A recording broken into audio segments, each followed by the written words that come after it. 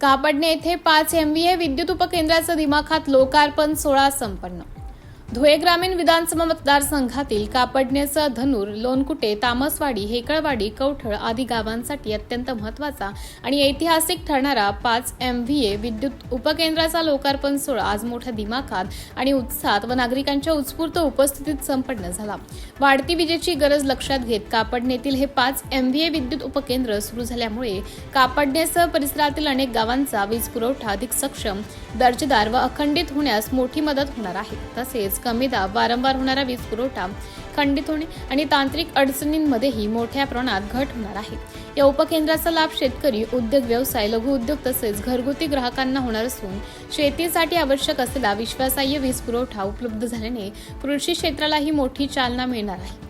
यावेळी भाजपा जिल्हा अध्यक्ष बापू खराणे, धनूरचे सरपंच चेतन शिंदे, कार्यकारी अभियंता JV महाजन, अतिरिक्त कार्यकारी अधिकारी RF पवार, माजी सरपंच सत्यमामा शिंदे, उपअभियंता आशिष काकडे, अभियंता हेमंत कोठिले, धनंजय देशमुख, प्रवीण गिरासे, उपविभागीय सहाय्यक अभियंता महेंद्र चव्हाण, अभियंता प्रवीण भामरे, सहाय्यक अभियंता आशिष काकडे, भटू पाटील, ललित बोळसे, प्रभाकर पाटील, भटूवाणी, हिरामन चौधरी, श्याम पाटील, विजय चौधरी, प्रवीण पाटील, संजय पाटील, प्राचार्य विश्वासराव देसले, दिनकर पाटील, बापूवाणी, प्रकाश बोळसे, लक्ष्मण माळी, भरत माळी, सुरेश भामरे, जितेंद्र पाटील, महेंद्र पाटील यांच्यासह कापडणे, धनूर, लोणकुटे, तामसवाडी, हेकळवाडी, कवठळ, न्याहाळोद येथील पदाधिकारी व ग्रामस्थ उपस्थित होते। MDTV न्यूज साठी तालुका प्रतिनिधी दिलीप साळुंके, धुळे।